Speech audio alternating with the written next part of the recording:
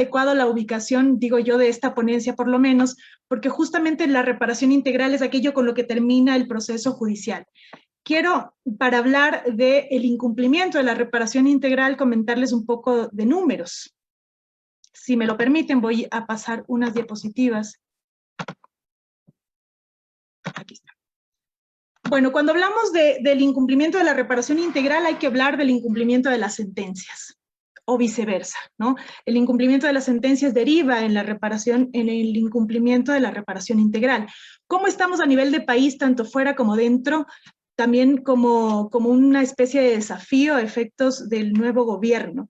La Corte Interamericana de Derechos Humanos, por ejemplo, en el Sistema Interamericano de Derechos Humanos, el Ecuador tiene alrededor de 31 sentencias en las que ha sido declarada la vulnerador de derechos humanos, ¿no es cierto? Y de esas sentencias, 14 se encuentran en fase de cumplimiento en la Corte Interamericana de Derechos Humanos. ¿Qué significa eso? Que por lo menos la mitad de esas sentencias no han sido ejecutadas por el Ecuador, y eso nos da ya una seña, un diagnóstico de que el cumplimiento es un problema para el país, ¿no? En esta visión externa, en esta visión internacional. Y esto juega en contra de nosotros en la imagen internacional, efectos del cumplimiento de derechos. ¿Qué es lo que pasa ya puertas adentro, ya en este ámbito doméstico?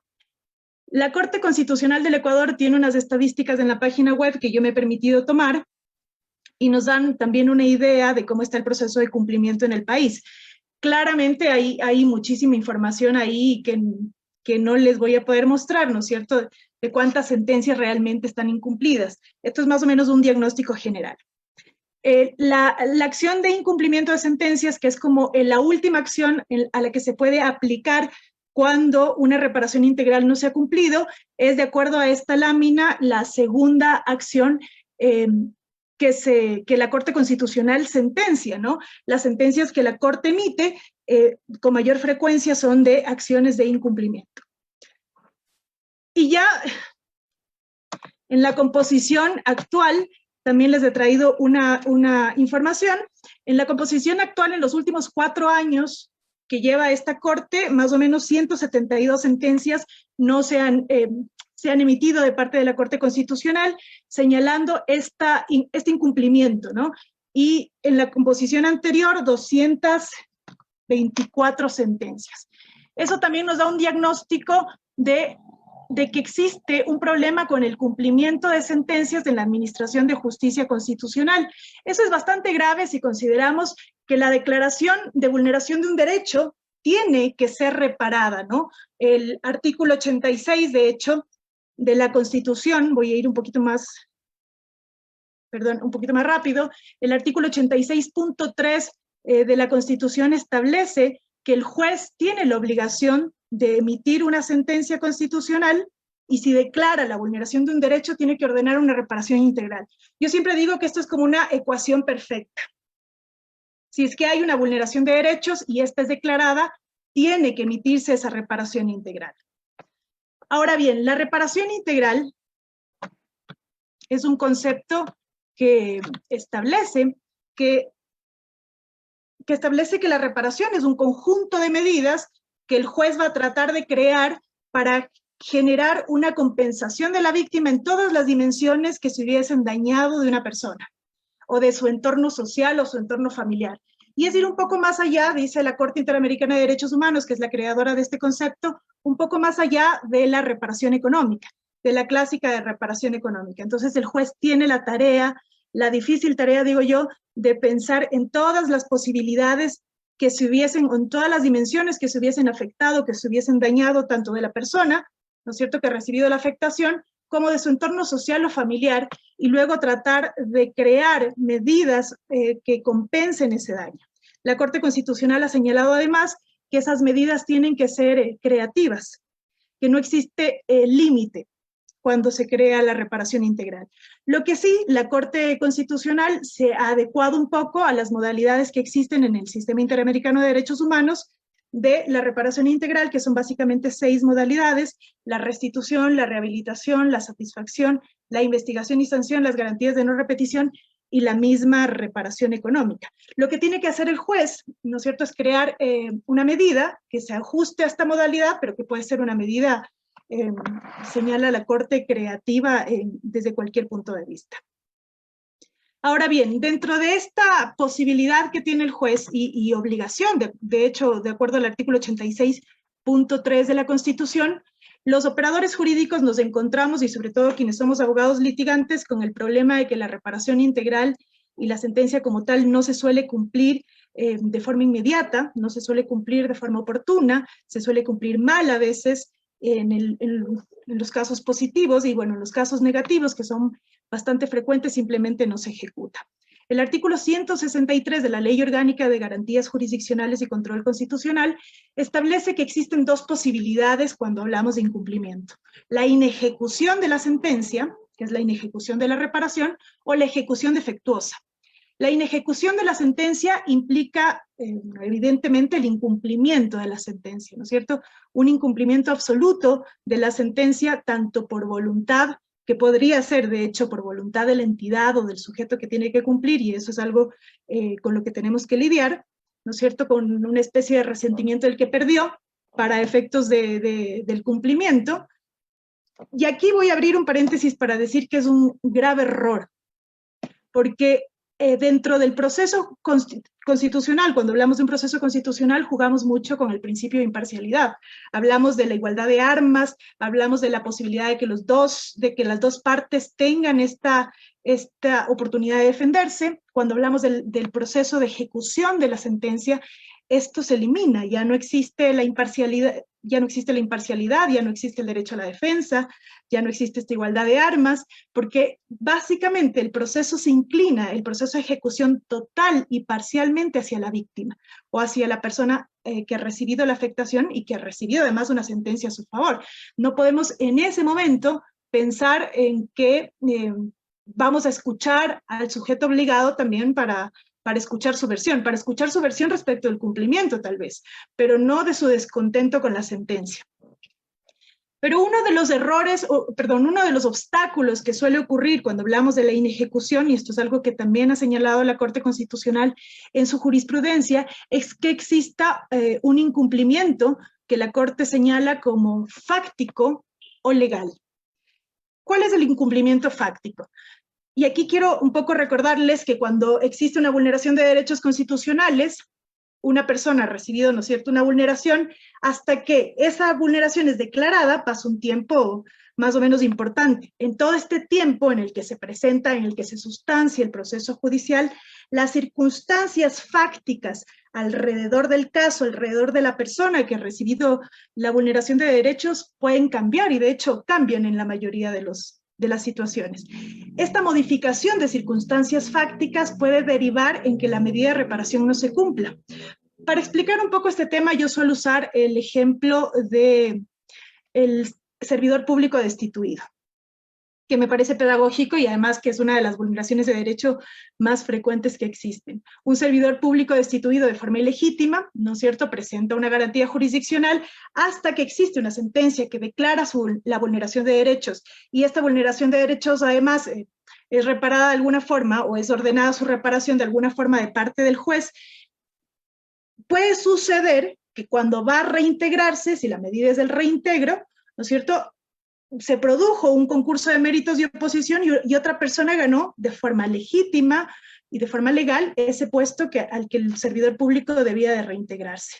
Ese es un cambio de circunstancias fácticas e imposibilita el cumplimiento de la reparación integral, porque la reparación integral, si bien tiene que ejecutarse, no puede ejecutarse bajo ningún concepto vulnerando otros derechos constitucionales, es decir, no puede funcionar como una especie de aplanadora. La reparación integral tiene que ejecutarse, pero tiene que respetar derechos de terceros. De manera que, fácticamente, la persona, el servidor público que ha recibido una sentencia a su favor, no puede cumplir con esa medida o no se puede cumplir con esa medida de reparación. El incumplimiento por causas legales tiene que ver con las modificaciones que puedan ocurrir ya no a nivel fáctico, sino a nivel jurídico, a nivel legal. Y esto también suele ser común.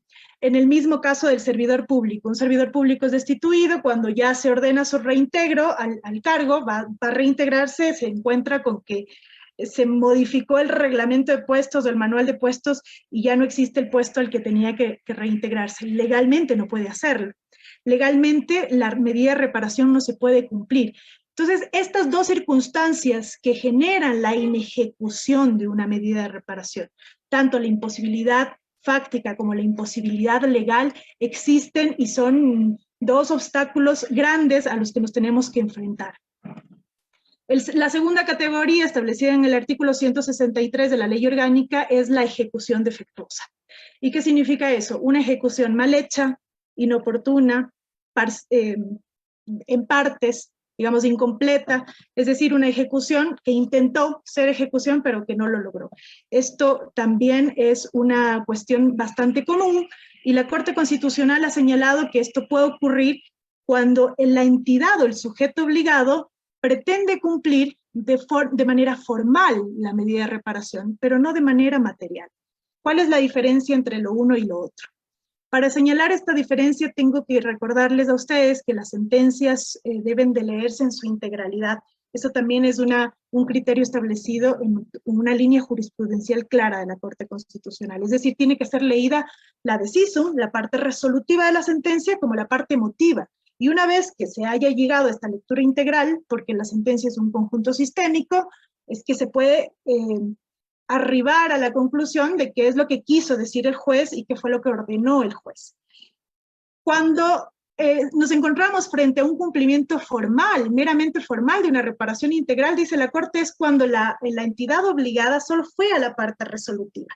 Leyó la parte resolutiva e intentó cumplir la medida de reparación tal y cual se la estableció en la decisum, pero nunca hizo el proceso de interpretación de la parte emotiva. Y en el fondo, las medidas de reparación tienen una finalidad. Y el objetivo, digamos, ideal de la entidad o del sujeto obligado a cumplir una medida de reparación integral es leer esa finalidad en la sentencia. ¿A dónde apuntó el juez? ¿Qué es lo que quiso decir? Y ya una vez que estoy ejecutando la sentencia, también hacer un análisis del entorno social, de las causas sociales, es decir, ¿puedo ejecutar realmente esa sentencia? Si ejecuto realmente la medida de reparación, si ejecuto realmente la medida de reparación, ¿ayudo o no ayudo? Puede pasar, usando el mismo ejemplo del servidor público destituido, para efectos de dejar claro el punto al que quiero llegar, puede ser que yo ordene como juez, ¿no es cierto?, una medida de reparación de reintegro al puesto de una persona que ha sido destituida, quizás por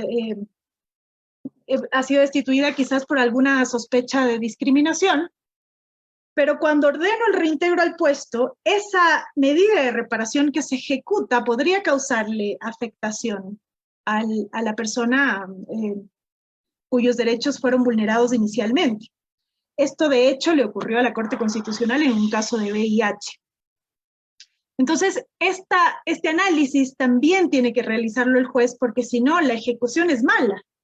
La medida de reparación debe de tener una finalidad, y la finalidad tiene que estar dirigida hacia dos objetivos. El uno es regresar a la persona que ha sufrido una vulneración. Cuando hablamos de la restitutio in integrum, es al estado anterior de la vulneración, es decir, una situación ideal, o por lo menos ponerla en una situación en la que se sienta cómoda. Por eso es que la palabra reparar etimológicamente significa volver a poner de pie algo que se cayó. Y el segundo objetivo es también reconciliar a la víctima o a la persona afectada con la sociedad, que también hay una relación ahí que se rompió. Si no logramos como jueces, o el juez constitucional no logra llegar a estos dos objetivos, la reparación no sirve de nada. Y lo único que trasciende a un proceso judicial en el fondo es la reparación. El proceso judicial resulta necesario, pero la reparación integral es lo único que a la víctima o que a la persona afectada la va a compensar o le va a compensar el daño. Estas dos situaciones que les he conversado, tanto la inejecución como la ejecución defectuosa, pueden ser subsanadas de algunas maneras. Yo les voy a establecer tres ejemplos o tres mecanismos que he determinado para ustedes a efectos de salvar estos procesos, estos obstáculos de inejecución o de ejecución defectuosa. La primera es esta creación de la reparación integral desde el pensamiento de la víctima, ¿no? De la persona afectada, es decir, desde qué es lo que ella realmente siente y quiere. Por eso es que la Ley Orgánica de Garantías Jurisdiccionales y Control Constitucional, además, muy atinadamente, establece la necesidad de que los jueces convoquen a una audiencia antes de reparar. ¿Para qué? Para que entiendan si es que existe alguna modificación de alguna circunstancia fáctica o de alguna circunstancia legal. Esta información, que después se convierte en un obstáculo si no la tiene, la puede tener si es que convoca una audiencia previo a reparar. Y en esta audiencia, además, señala la Ley Orgánica de Garantías Jurisdiccionales y Control Constitucional, le puede preguntar a la persona afectada cómo quiere ser reparada. Esta reparación que nace no del juez, sino de quien realmente va a recibir la reparación, ayuda muchísimo a eliminar estos obstáculos tanto del incumplimiento como de la inejecución como de la ejecución defectuosa. Y ya si realmente nos ocurre o ocurre cualquiera de estas dos situaciones, existen dos mecanismos que se pueden generar para lograr el cumplimiento. El primero es la acción de incumplimiento, que es justamente la que yo les explicaba al inicio, que es una garantía jurisdiccional que se presenta ante la Corte Constitucional para que sea el máximo órgano de la Administración de Justicia Constitucional el que impulse el cumplimiento de la sentencia. Recordemos que el cumplimiento de la sentencia en el fondo también es la observancia de la tutela judicial efectiva. Esta observancia y este respeto al derecho constitucional se logra a través de este mecanismo de esta garantía jurisdiccional de acción de incumplimiento. Y luego está también algo que se conoce como la fase de seguimiento de cumplimiento, que es una fase al interior de la Corte Constitucional que genera el cumplimiento mucho más rápido que la acción de incumplimiento de parte de las sentencias que ha emitido la propia Corte, porque también existen incumplimientos de sentencias emitidas por la Corte Constitucional. En cualquiera de estos casos, yo quiero terminar esta pequeña ponencia señalando primero que es absolutamente indispensable que los operadores jurídicos se empoderen con el cumplimiento de la reparación. Es frustrante no solamente para quien por ejemplo, como un abogado, ¿cierto?, representa a alguien y no se cumple la reparación, pero es no solo frustrante, sino desesperanzador para quien recibe una medida de reparación a su favor y pasa muchísimos años sin que eso se cumpla. De hecho, el proceso de cumplimiento puede demorar casi el mismo tiempo que el proceso de sustanciación e incluso superar ese tiempo, cosa que es absolutamente absurda si consideramos que ya hay una sentencia dictada a favor de una persona. Este empoderamiento de todos respecto del cumplimiento es importante y también generar el